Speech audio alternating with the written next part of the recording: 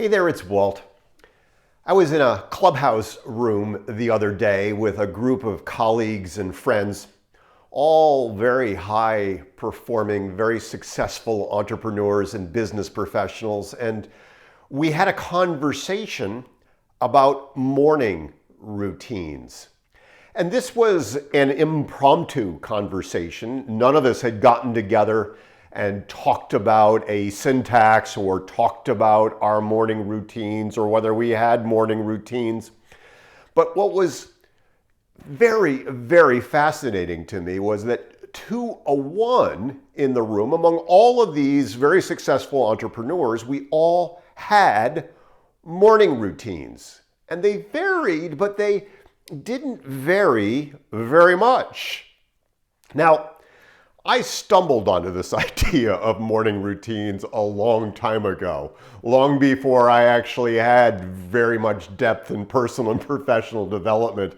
It was in the early days of being a single dad, raising 3 young boys on my own while managing my law firm and trying to stay sane. Yeah, I had hair back then too.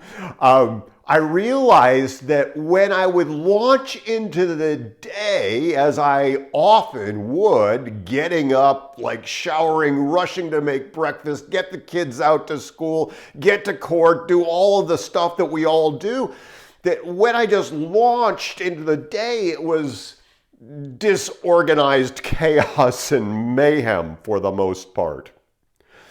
And it was only very slowly and incrementally that I began to realize that if I was going to have a degree of sanity for the day, I needed to carve out some time for me.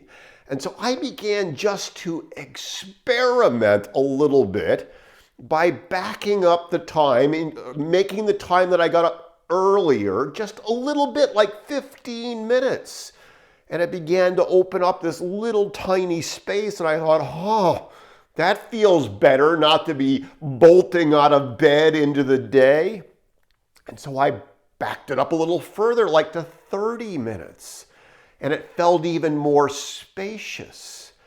And then I thought, well, I wonder what I could do during this period of time. And I had begun a journaling practice, which was pretty haphazard because I could never fit it into the day. And so I began to use this earlier time for a little bit of journaling. And then I backed it up even further. And so now, rather than getting up like at 6:45 to get the boys out at 7:15 or 7:30, I was getting up at 6 or 5:30, and I was having this sense of spaciousness, and I began to add in my meditation practice, which had also been rather haphazard and sporadic for a long, long time. And so I was now meditating and journaling and creating some space just to breathe before I went into the day, and it changed everything. It made everything feel more manageable. It made me a whole lot less reactive and more responsive.